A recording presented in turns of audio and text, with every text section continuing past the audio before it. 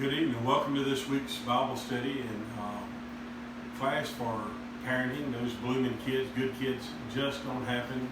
Once again, we'll be teaching from the book written by Sister Joy Haney with that same title that I just mentioned. And today we're going to be talking about believing in our children. Believing in our children. So very important for us as parents to trust and have confidence in our children and to believe in them. Taking the scripture from 2 Corinthians 7 and chapter 7, verse 16. I'll rejoice, therefore, that I have confidence in you in all things. I'll rejoice, therefore, that I have confidence in you in all things. And that is something we've got to have with our children, is confidence in them in all things. They may make some bad mistakes and some bad choices, but we've got to have confidence that inside of them is instilled the desire to do the right things and the knowledge of what is right and what they should do. I've read about people that's their kids growing up, how they talked about their parents always telling them that they believe in them, and that's something that my wife and I have always tried to express to our children. Not that we're perfect parents, but this is one of the practices that we have tried to use and edifying our children and believing in them and letting them know that we have all the confidence in the world in them. One of the biggest roadblocks as a parent that we've got to avoid is the temptation to maybe even say some things that if you'll plug your kids' ears up from watching this video, that may be true at some point in time, but if we can avoid telling our kids that, it would be a great benefit and a blessing to the parenting aspect of things and raising our children. But do not say, my kid is a brat. My kid is a brat. Or, I don't know what I'm going to do with my kid. I can't do anything with my kid. He or she's a little devil. And if you're guilty of saying these things, up until this point in time, we're going to chalk it up as maybe it's from ignorance, not really knowing that that was not a very good influence or parenting in them. But I ask you, if you're watching this or you're in this room today, don't indulge in that kind of talk, because you can injure your child emotionally. And for children they usually live up to their parents' expectations.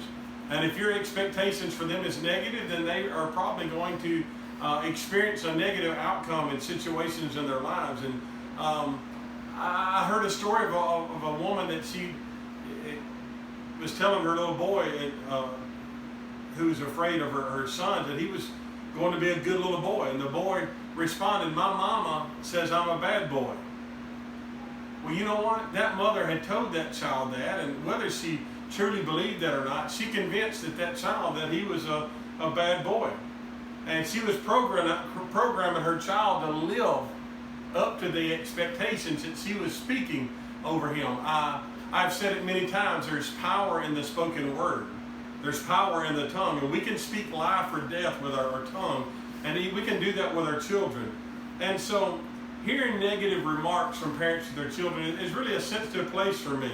I hate to hear that. And you want to make me mad? Just let me see you mistreat a child. Whether it be your own child or whether it be someone else's child. We need to be able to just look at our kids' eyes and say, I believe in you. I believe in you. You can do it. You can make better grades. You can do. You're living beyond your means. You're living beyond what you can do, and I believe in you. I know you'll make the right choices. And if they do something, brag on them and use big words. You were fabulous tonight in your choir rehearsal or concert at school or in your band concert. They may be in the 7th grade and it may sound like a bunch of geese with laryngitis or something honking and things like that. But brag on them and tell them you were fabulous. You did great. And tell them that God is going to use you. God is going to use you. You're a good worker. Even though they feel like failures when they mess up and they do things, And we all make mistakes, but we've got to let them know that you can do it. Just get up again. You might have made a mistake. You might have fallen. But that failure is not going to define you unless you allow yourself to be complacent and to continue to fail. Children need approval. Children need approval from their parents. They need to know that you are in their corner, that you believe in them. And I tell you what else children need. They need an audience. They need to know that somebody's watching them. Where there's no one watching, no loving eyes or no smiles of approval, children, they're going to seek gratification in other areas. They're going to look for other ways to get attention, because if mom and dad is not paying them any attention, if no one is watching them, they're going to go. Have you ever seen that where a child, if they couldn't get somebody's attention, they would just go and throw something or break something or make some noise or something just to get someone's attention? But people, we never outgrow this need to have an audience. And children need it more because they're being molded and shaped by the circumstances and the words that is in them. And so many times a child's peers, they will often tease them, making them sensitive to a certain problem and even insecure in some things in their life. And it's imperative for us as parents to make up this void that's caused by unthinking children and peers. And when your child tells you about an unkind remark made by a friend, you need to soothe their feelings and help them to believe in himself or herself again. We live in a cruel world. And I'll be the first to tell you, I have some of the most beautiful children that I ever created, or that God ever created. I'm sorry, maybe I got that wrong. But I've got some of the most beautiful children, but I realize how hard it is for young ladies fitting in this world, living godly, living holy, and for people to look at them a little bit differently, and to maybe, could you turn that fan off? It may be a little bit loud for the video. I'm sorry, but for them to fit in, and sometimes I know that they feel the stares of people looking at them because they're different. And so there's not many days that I don't look at my daughters in the eyes and say, "You are absolutely gorgeous. Amen. You are so beautiful." And they're like, "Well, I like this outfit too." I'm like, no, forget the outfit. You make the outfit look good because you are such a beautiful person. And I try to tell them, and so your children need to know, hear words of reassurance to them that they're beautiful, that they're handsome, and that they have a lot of potential, and that you believe in them and you trust in them, and you're excited to sit back and be a part of their life and watch God do great things in their life. Sit down and just dream with them and just brag and say, "You know what? I cannot wait till you're older, you're married, you have your own children, you're taking your kids to T-ball, and you're doing all these things, and I get to sit back in one of them lawn chairs, and I get to sit back and maybe no teeth in my head at that time or whatever, but I get to cheer and I just get to act crazy because my grandbaby's out there, and I can't wait to experience that in life and watch you be the best parent ever." Amen. And so we need to make sure that we edify our children. If a child is told long enough that they're stupid, they will finally be what they've been diagnosed to be. You're right. If a child's self-esteem needs to be nurtured and rooted in love of parents and of God, and these children, they need to learn that God can help them become something, and that He cares about their every need. He needs to know that He cares about the small things, and so never ever miss out on the opportunity to teach your children these lessons when they get blessed with something very small. You know how much I like butterflies, and today at school a kid gave me 3 butterfly stickers, and that's a great opportunity to say, "You know what? That's how much God loves you. He knows that you love butterflies, and so He allowed someone to just randomly give you those butterfly stickers because He wanted you to smile today." And let them know that God is intentional in blessing them and edifying them. That's right. Children, they need to know that He cares about their every need, whether it be a broken bicycle or a need for a friendship or to help pass a difficult math test. Philippians 4:13 should be part of their education. It should be something that they are quoted to every day when they're talking about their struggles in class. "I can do all things through Christ which strengtheneth me." Right. And tell them before they take that test, just to close their eyes and to mouth those words under their breath. I can do all things through Christ who strengthens me. And so make sure that we don't take off days from parenting. We don't take off days for parenting. Parents need to believe in their children. Now, we read in the Word of God about the 12 spies that went into Jericho, and 10 of them came back and said, we can't go up against these people. They're stronger than we are. But there was 2 that came back with a good report. Amen. And that's the ones that we remember their names, Joshua and Caleb. It's easy to remember the 2 that came back and said, we can overcome. We are well able to overcome. And so your children, they need to have that same type Joshua and Caleb mentality that is poured into them. We can overcome any obstacle, anything that you face, we can overcome. And they need to believe in their children and throw away all their fears and negativism.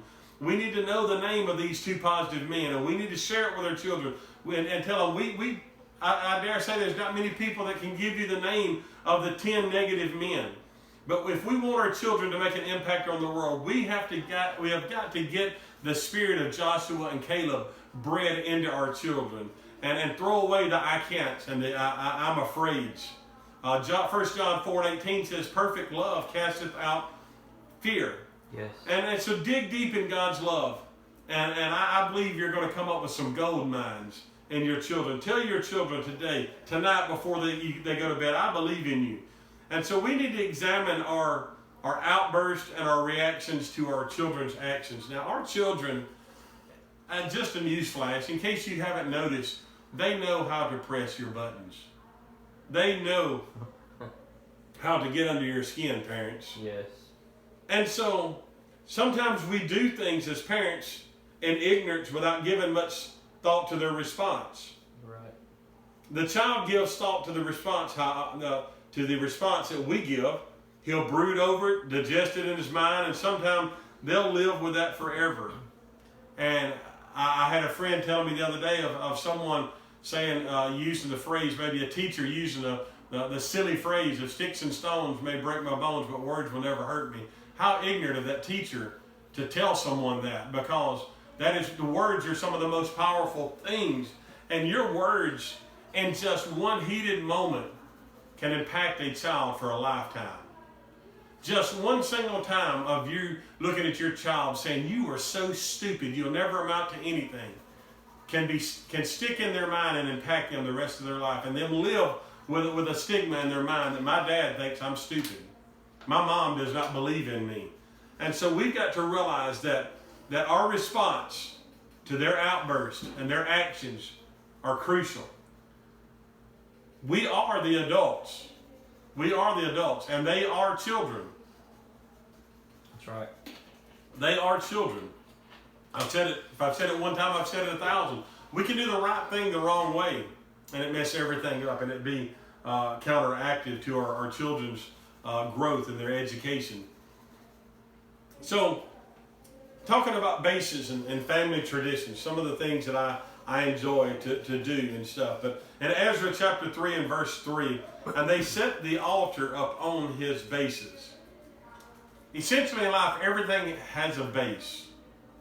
A baby starts to walk, teeter-totter around, and they turn and they head back to their parents. They grab mama again, and they grab dad again, and they'll walk around a little bit further, and they'll come back to the base.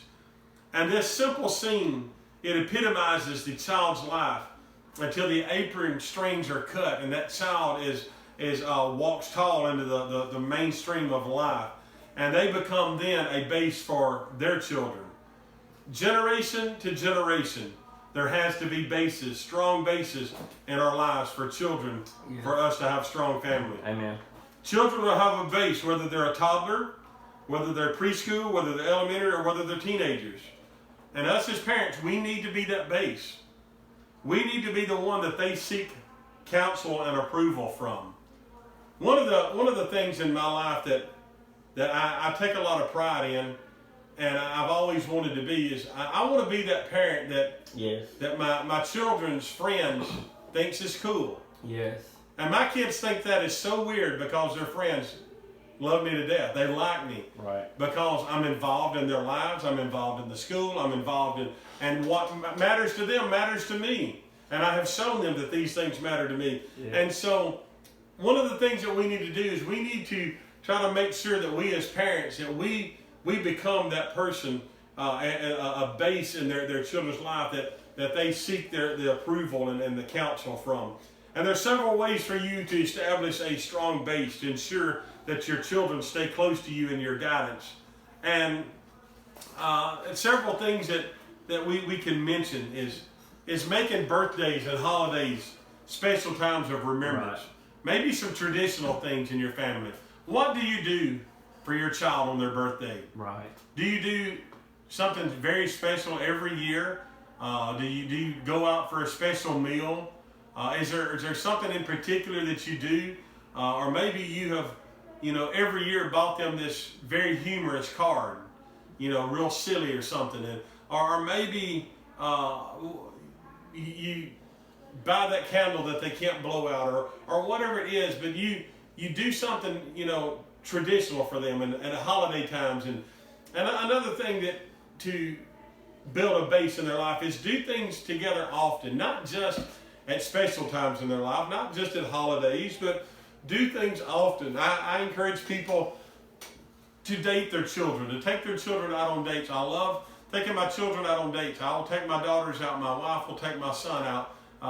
And he's married, and she will still take him out for a meal, just the two of them. And I'll take my daughters out. I'll open their doors, and I'll show them how they should be treated. But do things often with your children, and have dinner together as often as you can, as much as you possibly can. Sit down, and that's a very difficult thing at my house because I have some children that are OCD with anybody that makes any noise with their mouth. If they accidentally smack, they're through eating, and so they have to have music or something playing when you're eating because of those things. And so it's sort of comical sometimes because we will have a guest evangelist or someone to come through our house, and they will sit down because that's what we do. We sit down with the evangelist at the table and we eat.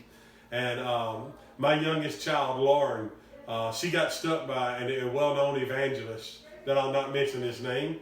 But anyway, she got stuck by this evangelist, and he had a lot of mouth noise when he ate. And it was all she could do was to sit there and remain respectful. And boy, she passed that test, but it was somewhat of a test. And she was very proud that she was able to adapt and overcome to that situation. But have dinner together with your children as much as you can possibly.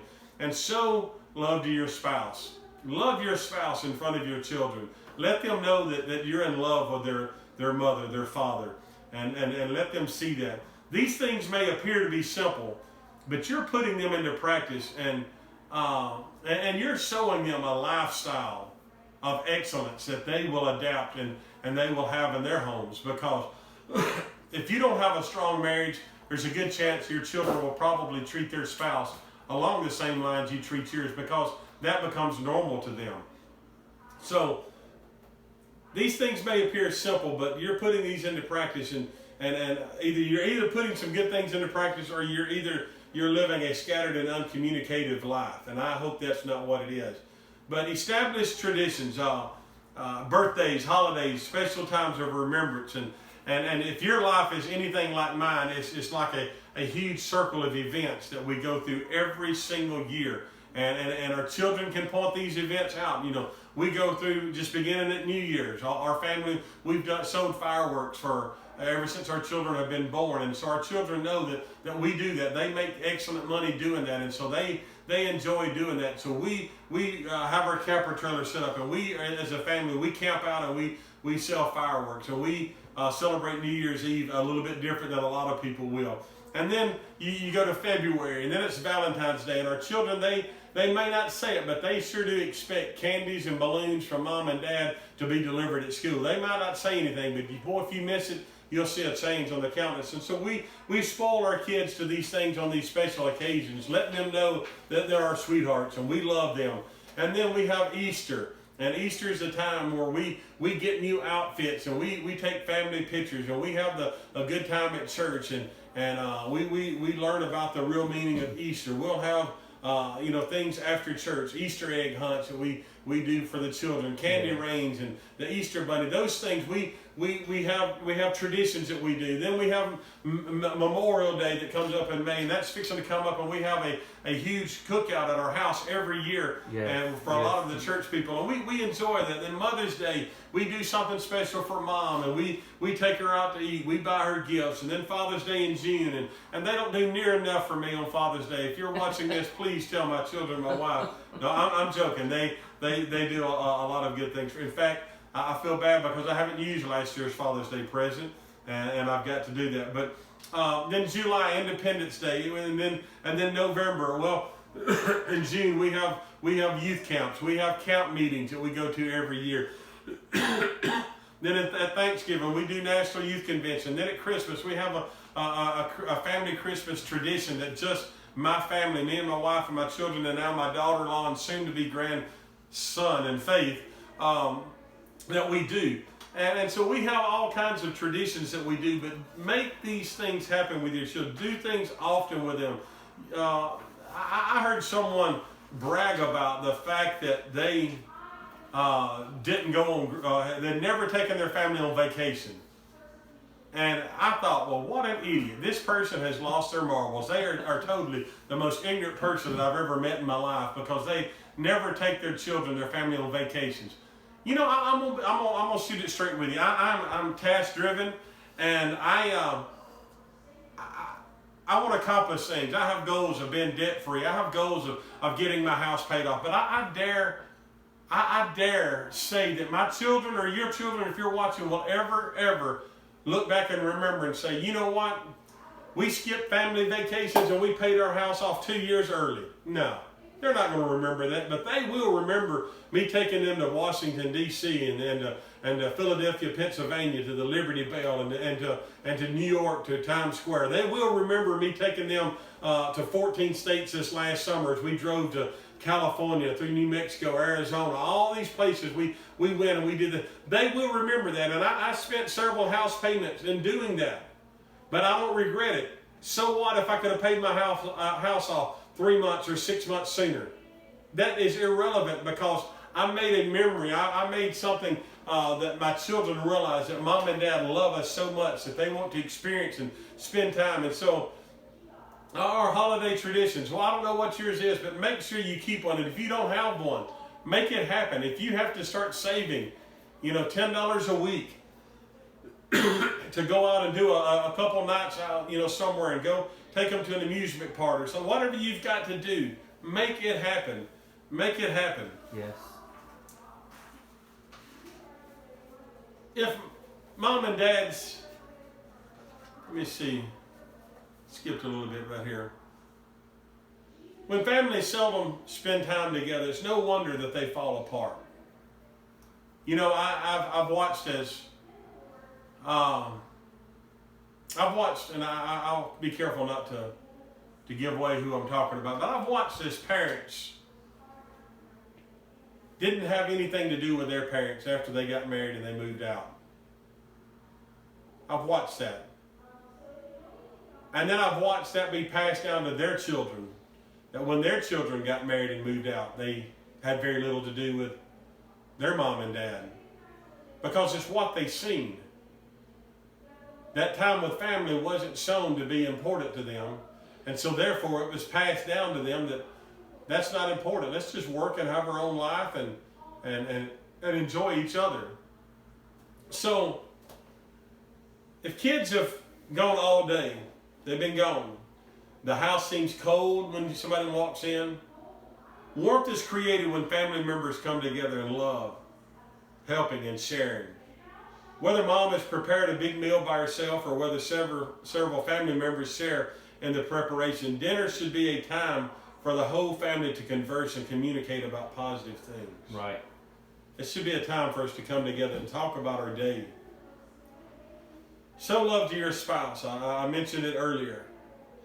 Proverbs 23 and 26, my son, give me thine heart and let thine eyes observe my ways. Respect your relationship with your husband, your wife, or your wife.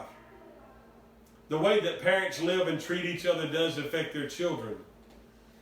I spoke to a young lady in our church that was in a relationship with a young man, her very first relationship. And there was so much jealousy because of that young man's upbringing. Jealousy was a normal thing in a relationship. And because of the young lady's upbringing, she'd never been a part or experienced jealousy or seen jealousy like that in their home.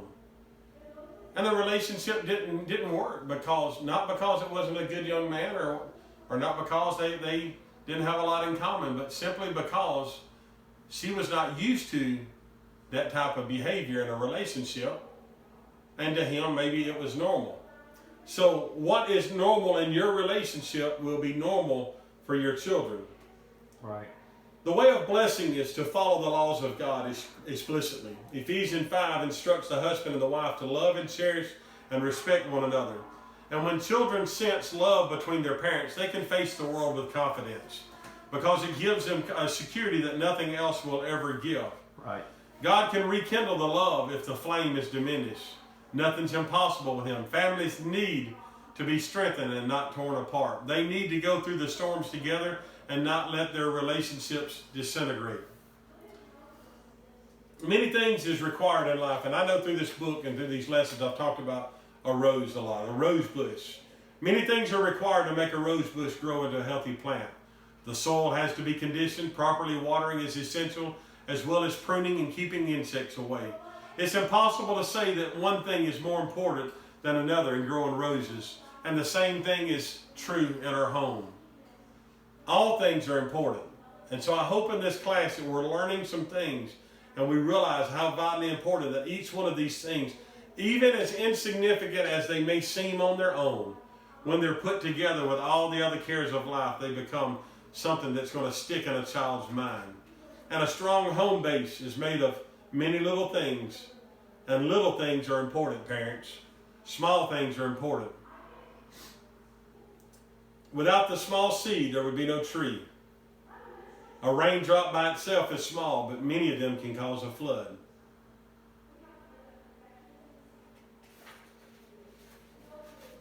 Parents, we've got to give attention to the little things in our children's life and build a strong home base. Yes, sir. I hope tonight's lesson has blessed you. Make your base strong enough that a toddler as well as a teenager can feel safe. Yes, Jesus. It's got to be consistent. Consistency is the key. Yes, sir. We live in a world where it's ever changing and there's nothing consistent in our life but Jesus Christ. And parents, we need to strive to be more like him and be consistent in our children's life. Lord bless you. Hope you've enjoyed tonight.